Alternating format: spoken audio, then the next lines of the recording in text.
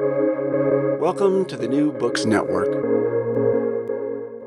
Hello, everybody. This is Marshall Poe, and you're listening to an episode in the Princeton University Press Ideas podcast. This is done in conjunction with the New Books Network, of which I am the editor.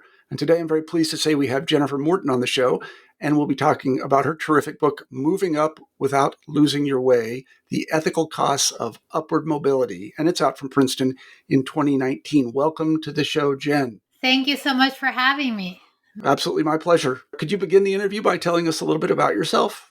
I'm a presidential associate professor at the University of Pennsylvania. I'm a philosopher. Before I came to Penn, I was at UNC briefly, and before that, for many years at CUNY, where a lot of the research that went into my book started. I work in philosophy of education, philosophy of action, and I'm really interested in how issues that have to do with class and race and other kinds of social identity affect our agency and how we lead our lives and how we flourish. That's terrific. Thank you very much. So let's turn directly to the book. Let's get right to business. Well, why did you write Moving Up Without Losing Your Way, and what were you hoping to accomplish with the book? Yeah, so the research that led me to write the book started really from an effort to understand my students. I was teaching at the City College of New York. Before I got to City College, I had taught briefly at Swarthmore College, an elite liberal arts college, and I got my graduate degree at Stanford. And so the student population at CUNY was very different than the student population that I had taught before. I was also a very, young assistant professor and knew very little about teaching. And so I found that my first year at CUNY, I was really struggling with one, figuring out how to teach, but also how to teach these students, because I realized that so many of my students had challenges that went way beyond the classroom, or what I might think of as academic preparation or writing skills. Of course, some of my students had those sorts of challenges, but a lot of the challenges they faced had to do with how to kind of lead lives that were very rich outside of school, where they were playing all these important roles in their families and their communities.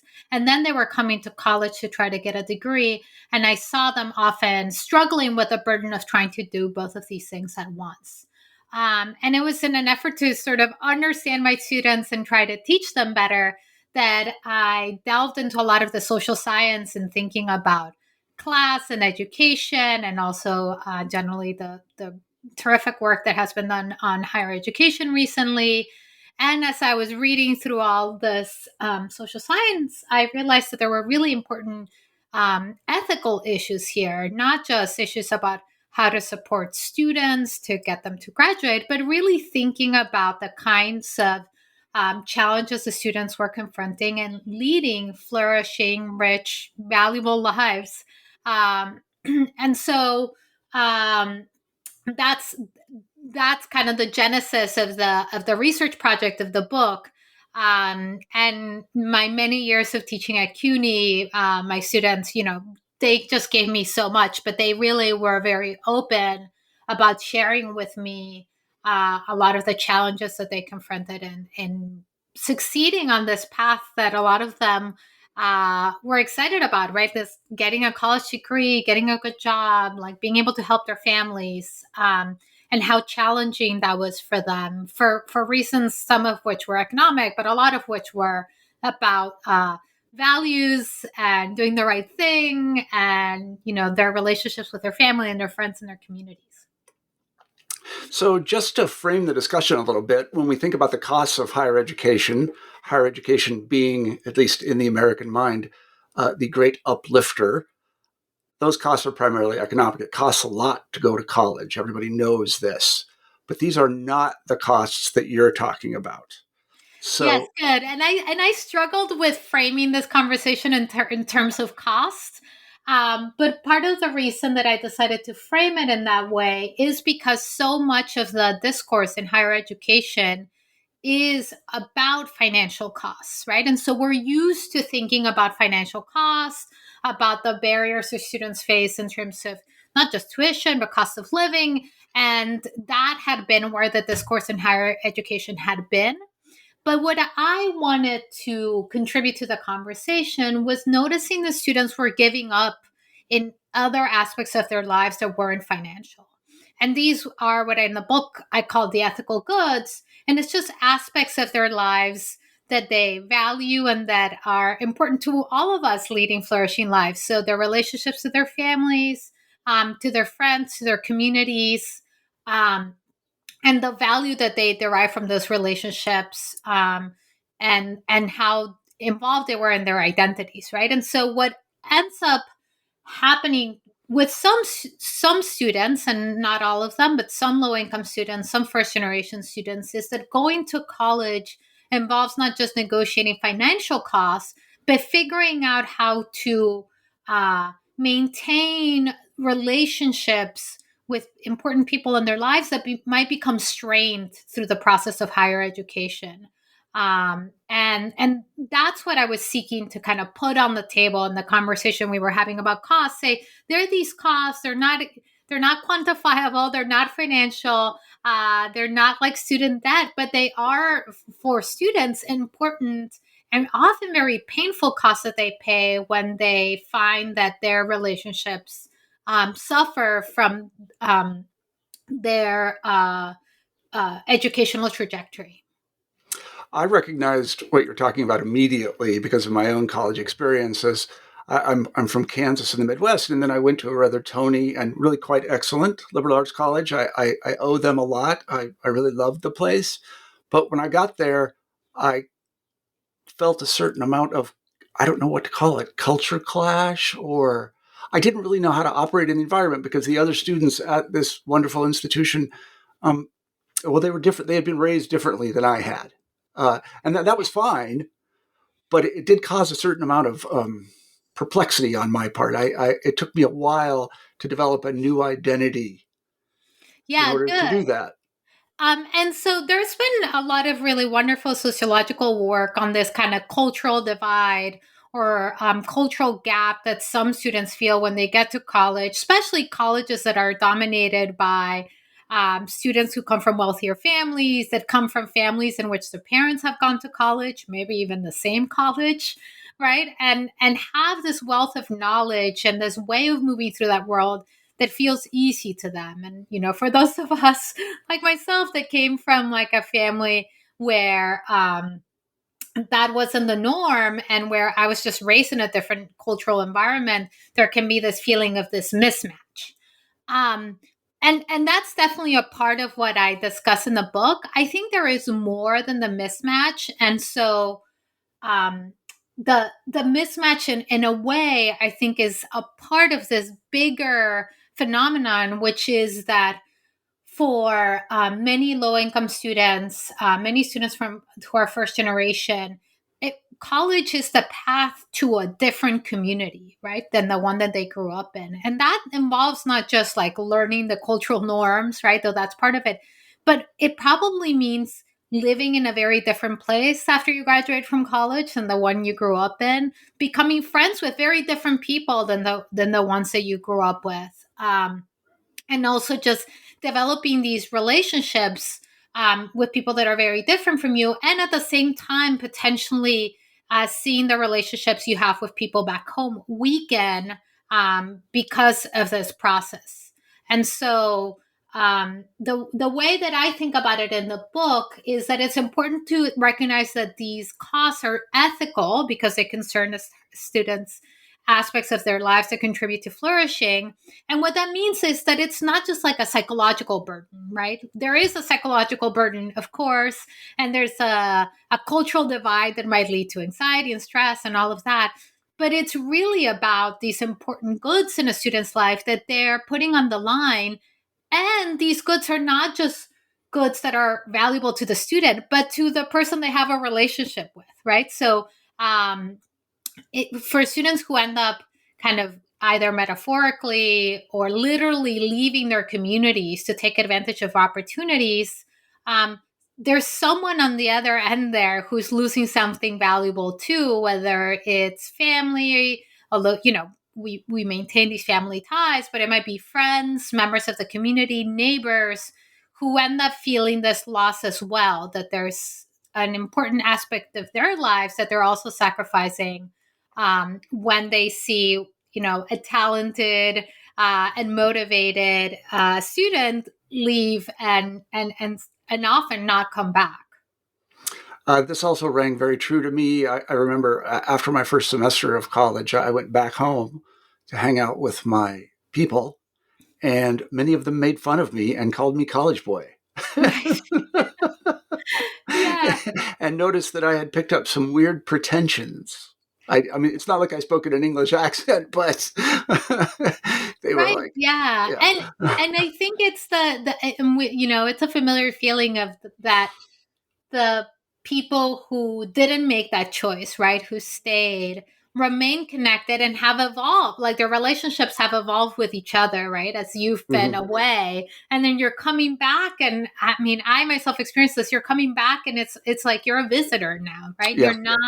You're no longer part of the community quite in the same way as you were before, and that can be very disorienting, especially. And I mean, this speaks to your kind of initial story about getting into this college campus, if you haven't quite found your place in this new community, right? And then you feel like I'm losing my connection, perhaps the identity that I had tied to these connections I had with people I grew up with, and I still haven't figured out a space in this new place, or a group of friends or relationships that make me feel at home. And so what I see and in the interviews I conducted were students who felt really like alone in this process, because the people they grew up with might not really understand what they're going through, might not really relate to their experiences, but the people around them in the college campus might not understand either, right? And so Mm-hmm. you're kind of in this in between space, and that can be quite unsettling. I was very lucky in this way because I think simply by chance I was put on a floor in a dormitory with people who essentially I learned to love, and I am still in contact with them. I mean, there are 5 or 6 people on that floor that I talk to.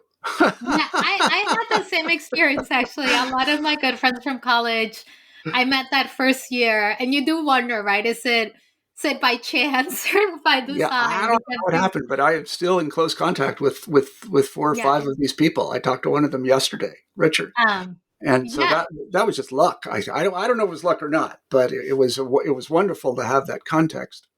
yeah, and this points to like a difference in the experiences that students who go to often private, highly selective institutions often have the resources to invest in the and aspects of the student experience that can feel like, oh, it's just chance, right? But they've like thought about Hmm. some of the student experience and how students move through campus, like how to help students make friends, where students are living.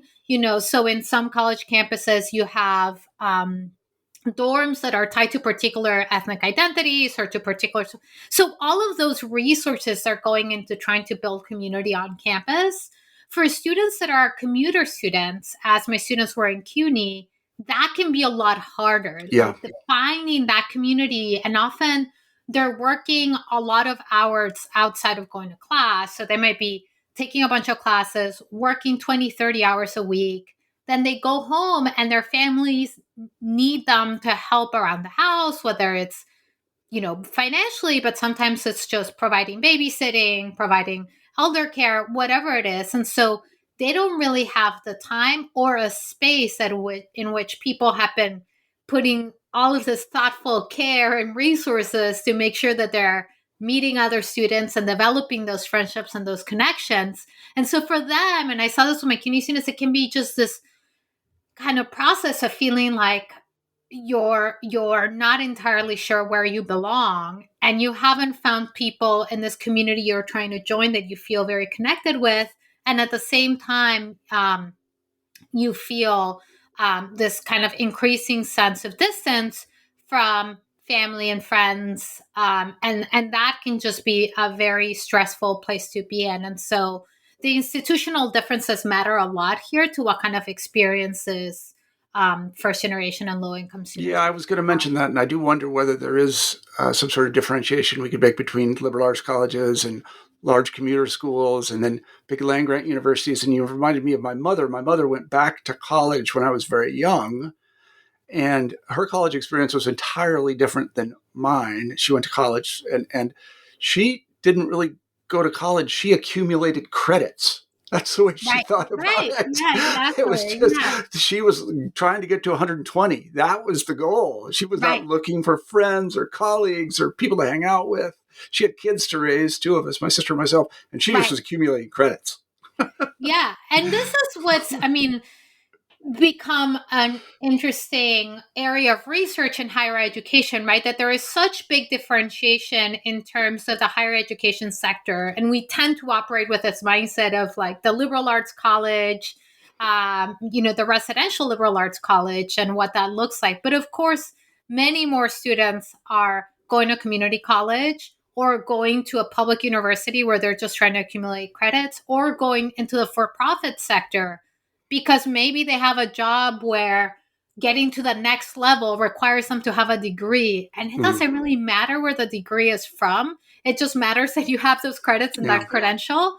And so they're going to have a totally different experience, right? The reason that they're going to college is not to make new friends, be a part of this new community. It is like your mom. It sounds like you just need to get this credential, and that's kind of the whole point. And their experiences are going to be so Yeah, different. that's exactly right. In the case of my mom, she needed teacher certification Right, because she needed a job. right. So, and that's where it ended. It's like she got the certificate and she became a junior high school teacher, and that was yeah. So my experience was entirely different than that.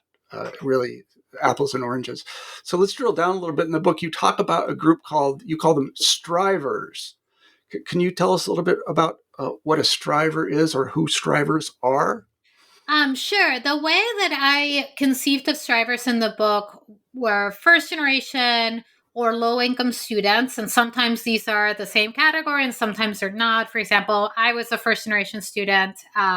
I'm I wasn't a low income student by some measures. It kind of depends how you think about it. But some students are both first generation and low income. And so I kind of lumped these two groups together for the purposes of the book and called them strivers. And the idea of a striver is someone that is seeking upward mobility through education. And increasingly in our country, that is the path through which one even has the chance to move up the socioeconomic ladder is through higher education. And this wasn't always true, right? Like 40 years ago, there's this great book, and now I'm forgetting the name. That's okay. We forget the names of books all the Yeah, time here. these That's sociologists, Sennett and Armstrong, I believe, that have this book about kind of upward mobility, but within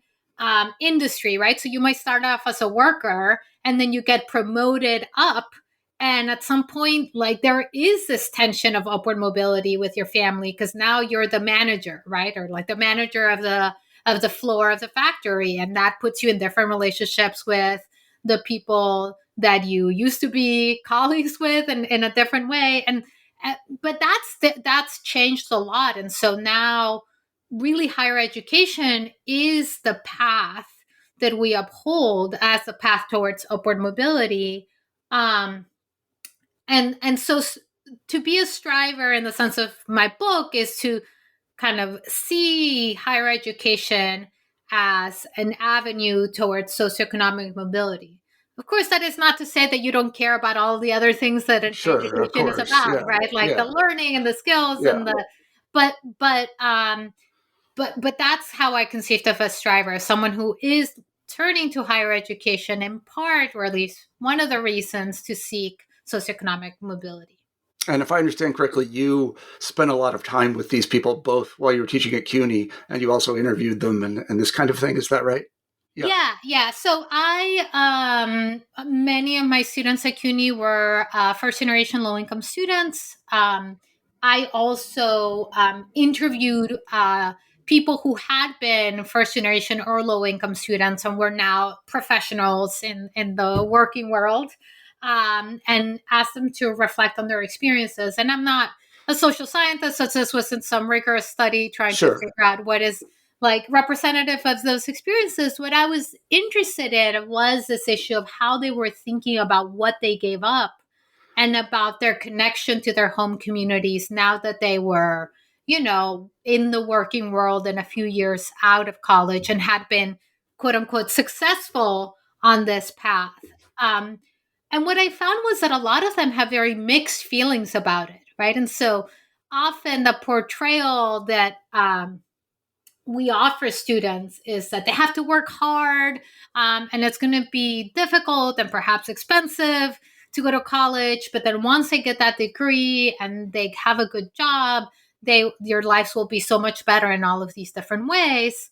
And what I actually found talking to um, people who had been successful in this way was that their feelings were that they had much to gain. And I didn't really talk to anyone that regretted having gone on this path, but that there were also losses and a lot of guilt and kind of feelings of loss um, that I thought were a reflection of what it was that they felt they had sacrificed in order to succeed in this way.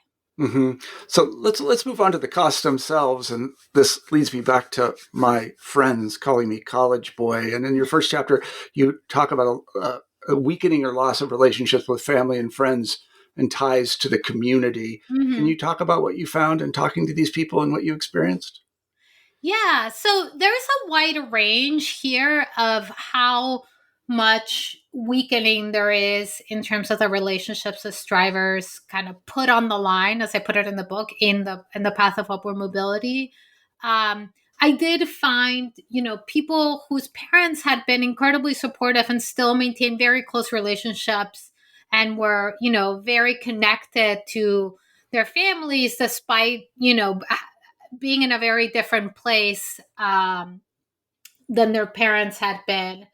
Um, but there were also some strivers I talked to who felt this increasing distance from their communities and their families and their friends. And so one of the strivers I interviewed, I gave him the pseudonym Todd, um, found that as he made his way and was successful in the working world, his relationship with his sister got increasingly frayed because she was in a kind of bad socioeconomic position, and she felt like Todd should help her out financially, and he did. He helped out his family financially, but she thought it was never enough.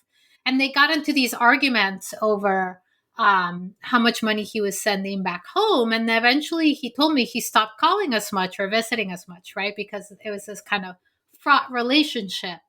Um, and even though Todd had a lovely wife that he told me about and a good job and a house and all this stuff, he still had these complicated feelings about how distant he now felt from his sister and from his extended family, and from the neighborhood in which he had grown up, and that had been difficult for him to kind of reflect on, even as he had been successful in all these ways. Um, Another striver I interviewed, Henry, who's a white academic but had grown up in pretty extreme poverty, um, told me about the feeling that he had that he had no soul because he had walked away from his family, even though he acknowledged, his sister had battled drug addiction and he was in college or graduate school at the time, and he couldn't help her, right? And he acknowledged that there was little he could have done to really help her given his position at the time, but he still felt terrible that he had basically had to cut her out so that he could focus on finishing his degree. Um, and that's still, he carried that guilt and that feeling, even as he was now a successful tenured professor, he just kind of still carried that feeling that it reflected something bad about him, that he had made that choice. So those are the sorts of stories that I found in conducting these interviews, and that I think kind of put a real face, or on this somewhat abstract idea of the ethical costs that strivers pay. While you were speaking, I was reminded of my mother asking me when I was going to come back. Mm-hmm. And I was not going to come back. It was, I tried to be very delicate about it, and I never went back. I mean, I would Right. visit, but I never went back. And I haven't been back to my home state essentially for 30 years, I think. Yeah. And all my people are still there. I mean, it's not like I don't Right. talk to them, but the realities of my career were such that it could not happen there. There Right. was not any choice here. I went where I could get the employment that I thought I needed. But Yeah. there was always this question, when are you going to come back? And yeah. Right. And that points to the ways in which the costs that strivers pay are also so dependent on these these factors about how we organize the labor market, about where opportunities are to be found. And so, even students who would want to come back, right? And I saw this with some of my students at UNC in Chapel Hill, because many of them were from rural parts of North Carolina, right? And so getting to Chapel Hill was this amazing feat. Their parents were so proud. Their friends were so proud. Their communities were so proud. But they also knew that this student was probably never going to come back, right? Yeah. And it wasn't because the student wouldn't want to or didn't care, or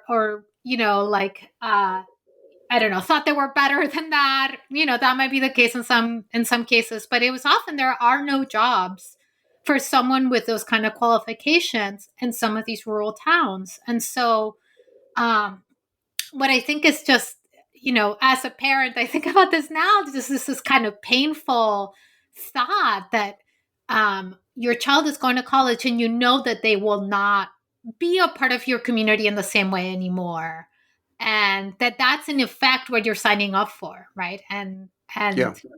and that is such a complicated set of like feelings and conversations that students often have with their parents, as they're considering, going to a place like Chapel Hill as opposed to going to the local, maybe the community college or another public university that's nearby, and in which students are not sort of like Hmm. making these leaps. um yeah. This is a nice segue to the next chapter in the book. And that is about what I would call, I'm making this up, student tradecraft. You Uh-huh. know, and you see, the thing about it is, when I went to college, I didn't know that was it. I mean, Hmm. after I'd been there about a year and a half, and I understood the way people at this college, way their careers progressed, I soon understood that I was not going back to Kansas.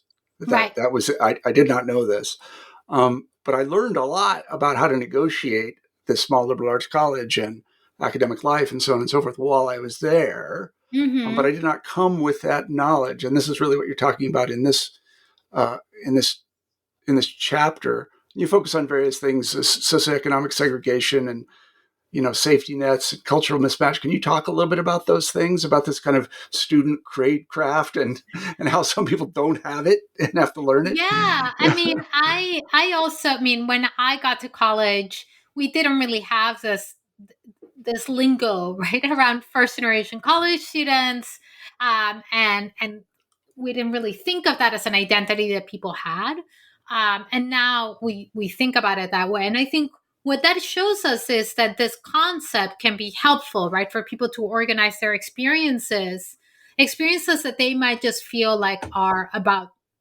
their own personal failings or skills. Right now, you can sort of identify that there's this background of how the institution's constructed, who's in that institution, the socioeconomic reality kind of outside of campus that is impinging on the kind of experience you're having of going to college. And so what I was trying to do in that chapter was to situate these ethical costs in that broader context, because what happens is that some students, as when I talked to strivers, some of them said this, they took the choices they had made to be reflections of who they were, right? Instead of often understanding that they were making constrained choices against a background of socioeconomic inequality, about these kind of cultural mismatch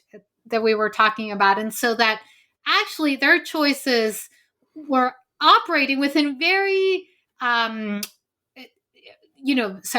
their choices were happening against these tight constraints. And what's important to understand, I think, is that for strivers, succeeding in college and getting that degree can really feel like life or death, right? Yeah. Failure feels like very scary, in a way that for some students not doing so well, or maybe needing a semester off or whatever it is, might feel not as scary because they are somewhat familiar with what going through college is like. They might have parents that are checking in with them and talking to them about not just, are you doing okay, but what classes are you taking? Are you finding this class hard? Or what, have you gotten to talk to the TA? All of this really valuable information parents are conveying to their children, parents who are in the know. Whereas first generation students and many low income students don't have parents that can guide them through that. And so for them, and I felt this as a first generation college student, it feels like you're doing it on your own and you cannot fail. Right. Mm-hmm. And so that raises the stakes of really doing this well, whatever that means. But it can also make you feel like the failures that you do encounter, or the choices that you make that you feel uncertain about, reflect something about you and your abilities or your skills or your values or your identity, instead of really noticing that there are all of these factors at play in why you're feeling this way, or why you're in this situation. I'll give you an example. I had this kind of aha moment in graduate school about something that happened my first year of college. I was had done very well in my international baccalaureate math exams as a high school student. So when I got to college, I went to advising, which often is quite terrible in many places, right? And so I was talking to the advisor. He said, "Oh, you have done really well on this test. Take this math class," which was the most advanced math class that you could take as a first year student. There was 4 math majors, right? And I had thought maybe I'd be a math major because I like math. And this class was, I got there. There were maybe 3 or 4 other women in a class of 40 some students. The professor had just won, or had just solved some theorem. Like, he was on the splash screen of the college cover splash screen of the webpage. He never made eye contact with anybody. He just came into the room and just wrote on the board, never turned around, never looked at us. And then I, looked at the homework assignment and went back to my dorm room and opened it up. Oops, sorry, there's some sort of sound outside. So I got to my dorm room, looked at the homework assignment, opened it up, and it said, it was something like proof that 3 follows from 2 and the 2 follows from 1. So it was, like basically set theory. It was a real analysis class, and I had no idea. This had nothing to do with the notes I had taken in class. No idea how to connect it. I didn't know what to do. And of course, immediately I was like, I just must not be very good at math, as good at math as I thought I was coming into college, right? So I dropped the class, never took another math class, right? I think it was like astrophysics or something to fulfill my quantitative requirement. Years later, I get to graduate school in philosophy, and as part of logic, we have to do real analysis and do set theory, kind of basic set theory. And once I was sitting in that class, I was like, oh, I don't get what this is. I could have definitely done that if I had had the knowledge of who to talk to, right? I later discovered a lot of the students in that class had just gone to the TAs, because they also did not understand what the professor was saying. It turns out I did not fully realize that. Um, and there was and is still this issue of like minorities and women in math and how unwelcoming math can be to people but I didn't really understand any of that. I just walked away thinking this is about my lack of math ability. I thought I was good at math, turns out I wasn't. um and later as I dug into this, I kind of conceptualized stuff from my experience in a whole different way. And so I think understanding this background can really help, a student in that situation kind of put what they're seeing in the right context. Instead of thinking this is just about me understanding, this is about who else is in the classroom. There's a history here about why there are only 4 women in this class and 40 some men. And sort of putting all of that stuff in context can really, I think, help you navigate a situation like that. And so my hope with writing the book was sort of putting a name on the ethical costs, right? And kind of explaining how they're connected to this background would help someone who was in that position and was feeling tempted to draw the conclusion that maybe college wasn't for them, or that, that they're a bad brother or a bad sibling or a bad son or daughter because they're making these choices that distance themselves from their families, that it's a product of this background structure and not really about them personally having bad values or something like that. But what I remember is the weight of expectation, both from home and also from the students that I met at this college. It's a wonderful college too. I don't want to say anything bad about this place. It's a great place. And just for an example, the idea that you would take a semester or a year off was anathema. You had to finish in 4 years. There was no choice. If you did not finish in 4 years, you fail. And of course, I later went on to be a professor, and I spent about half my time telling people to take a semester off. Right. That it will matter not one bit, not at all, over the course of your life. It will improve your life, But still, there was this notion like 4 years, and that's it. Like you got finished in 4 years. Yeah, exactly. And I think that a lot of the expectations around what it is to be a successful college student in some ways have gotten worse in some schools. I mean, this might just be, as you probably know, when you're looking back at when you were at college and you see what college students are going through, you're liable to engage in this like back in my day. Yeah, right. It does seem to me that students just have this heightened sense of anxiety that they should be professionalized in their college attendance, right? That they should have it figured out how to get the most out of college, what internships to get, what classes to take to position themselves for various fellowships. And there is this heightened sense of anxiety about this time in their lives that we initially tell them is going to be great. You're going to have so much fun. You're going to find yourselves, whatever it is. And then as I see it with my students, a lot of them have a lot of anxiety about what the college experience is supposed to look like, or it's supposed to be like, or how to do it right. Yeah. To look at it from a different angle, so the expectation from my people at home was you're going to finish in 4 years. That's it. If you didn't, you're a failure. But then to kind of turn it around a little bit, I fell in with this group of people at this college who went to the library all the time. I did not know people did that. I did not know that. And so I started to do that, because I kind of wanted to be with them and do what they did. They were the cool kids or the kids I wanted to hang out with. This turned out to be a really great thing because I did pretty well in school.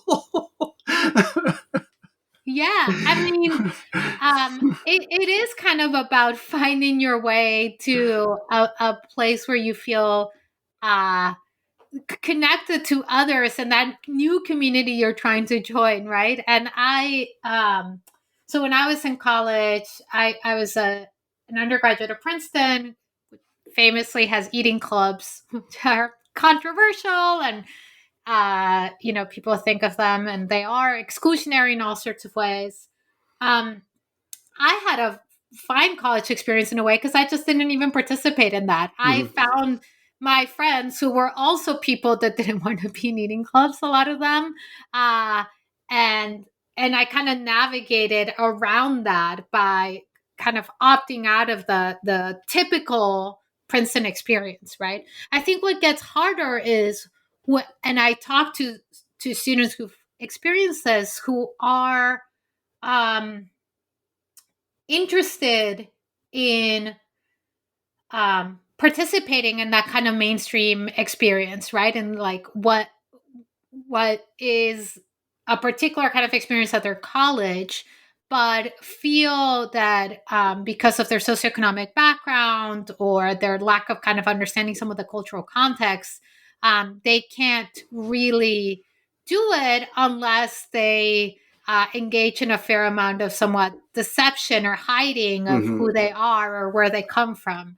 And that can be, I think, very challenging for students that, instead of opting to kind of find their crew outside of that mainstream, are really trying to be a part of that, the experience that they've been sold. And that experience for them can feel very alienating and very anxiety provoking when they feel like they can't afford to go to the restaurant in town that their friends go to every week, but they also don't want to opt out of that and Yeah. feel like they're like the weirdo that says I can't go there. Um, and so there's all of these dimensions of how class ends up playing out in students' college experience that can really be devastating for some students.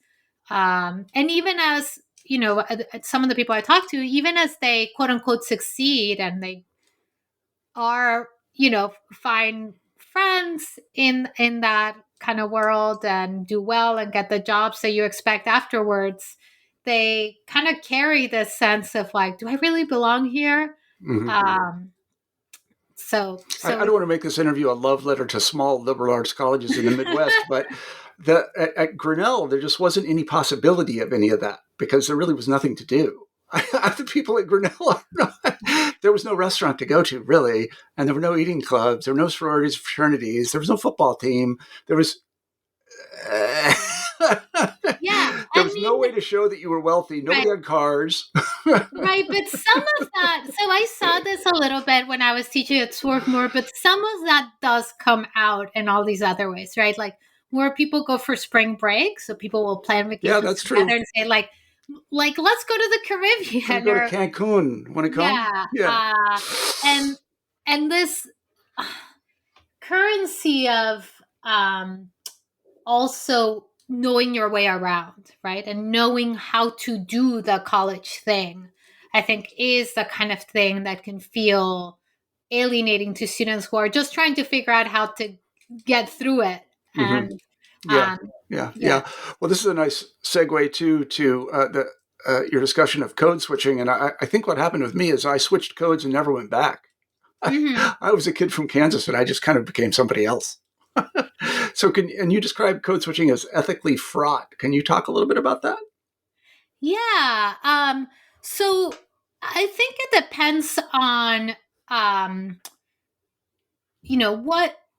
what community did you feel at home in before you got to college and what you're being asked to do the code switching for, right? So um, people who have thought about code switching in terms of race and in terms of language also kind of think of code switching as this ability that you have to be fluent in the cultural norms and in the language of two different worlds, right? So the easiest way to think about it is with respect to language.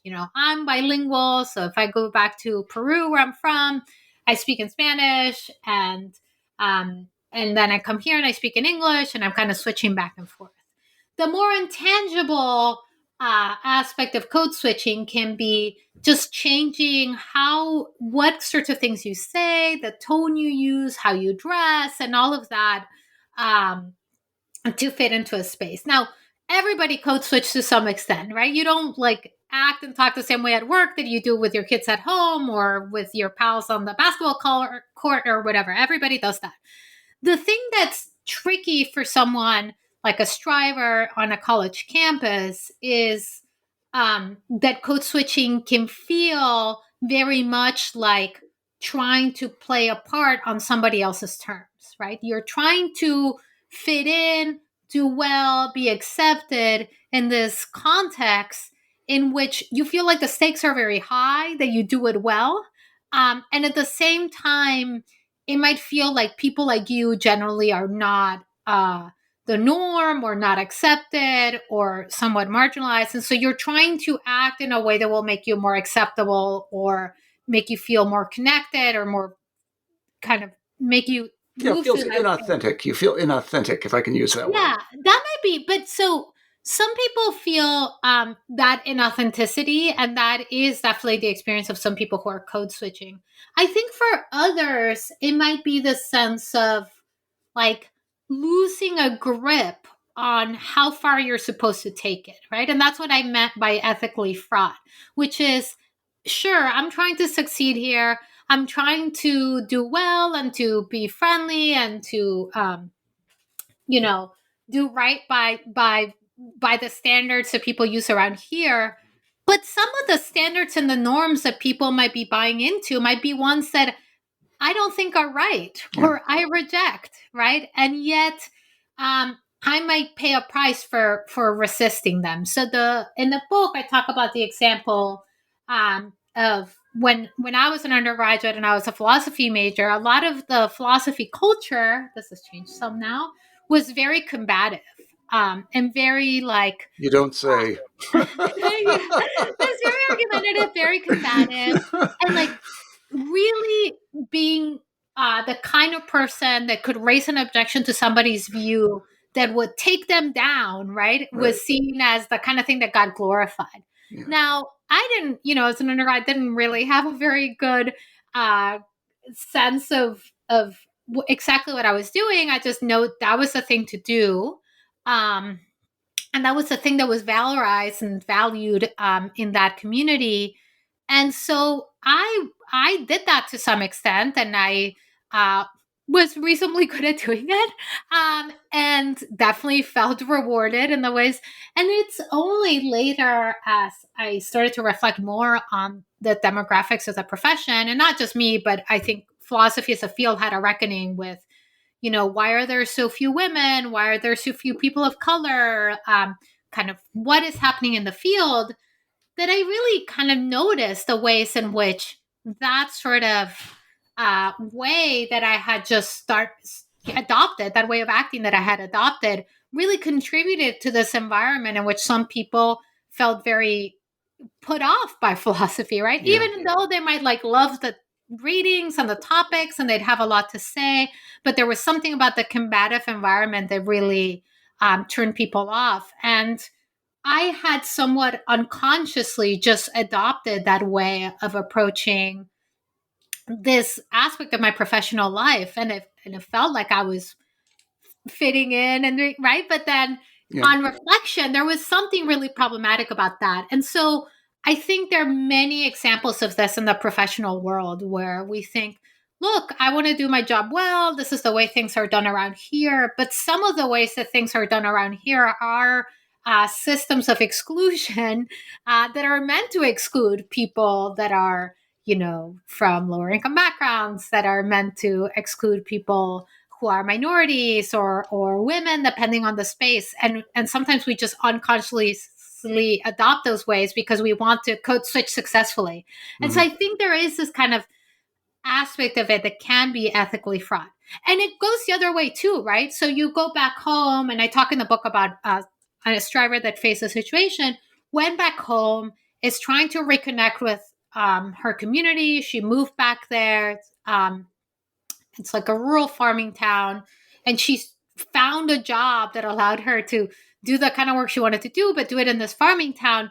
But then she all of a sudden noticed how many racist things the people in her town were Yeah. saying. And now that she had left and become a little bit more aware of the problems with that, it was really grating for her. And she had this conflict. If I say something and say, this isn't right, you shouldn't be saying this, that thing you said is racist, people were going to react to her by saying things like, hey, you college girl, you think you're Actually, coming it's here to tell us. this just exact thing happened to me when I went Right. home for a summer job, and I worked in a Uh-huh. factory, and there was some sort of typical racist banter. I would put it that way, Uh-huh. and I remember thinking like, I need to say something, but I can't say anything.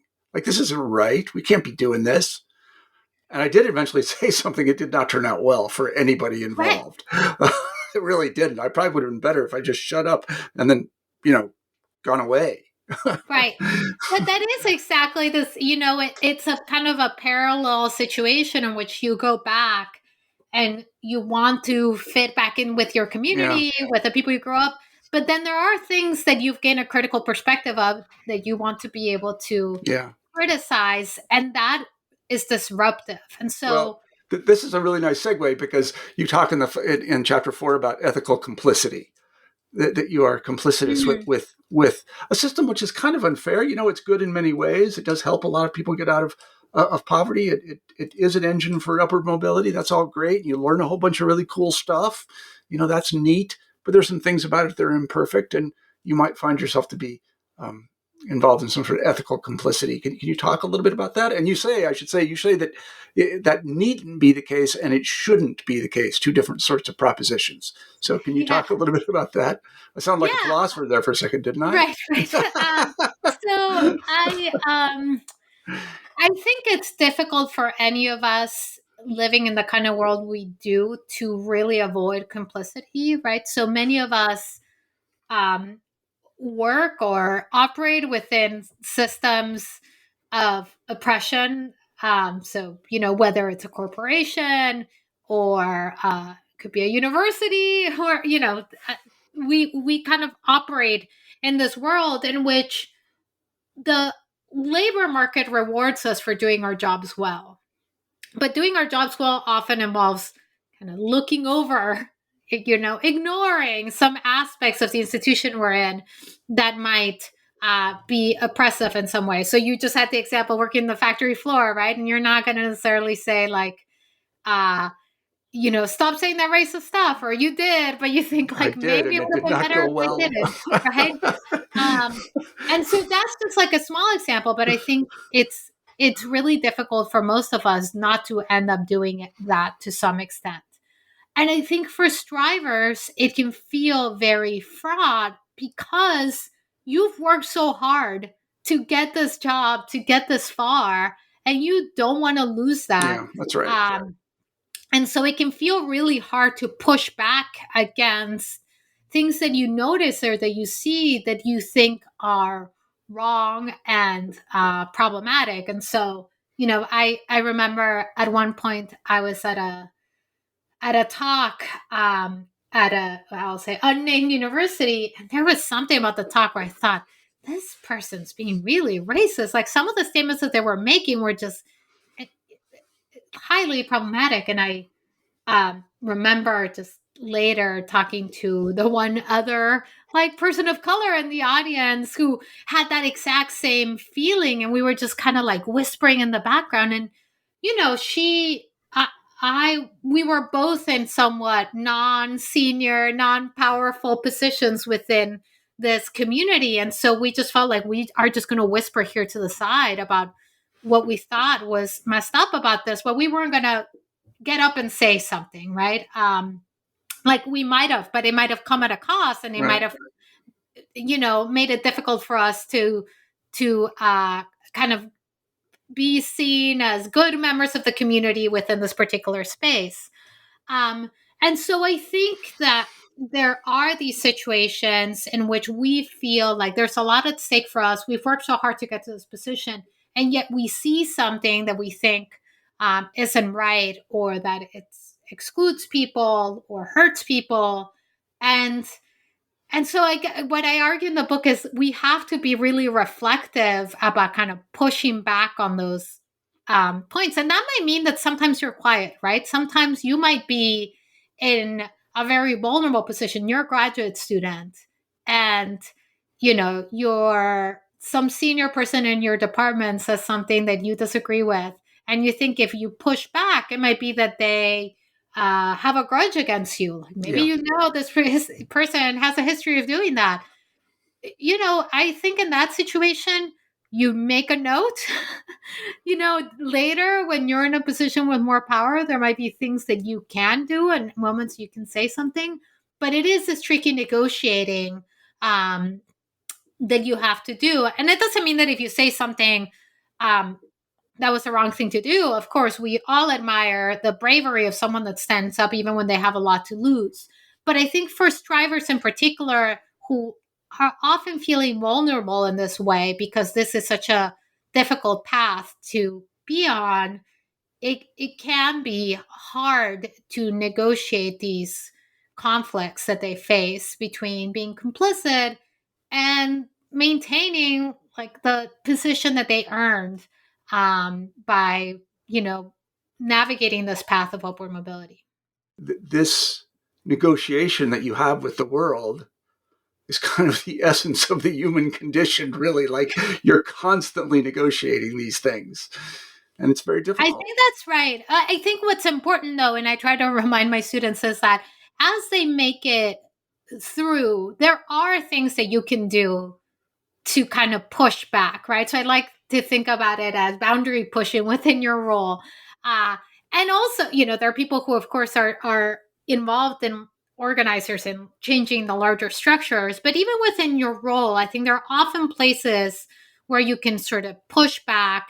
And of course, as you quote unquote make it, right, you're further up the hierarchy, there are more and more places where you can push back. And you're in a better position to do so. But it can be difficult to keep track of that if um, you're worried about Yeah, your own path.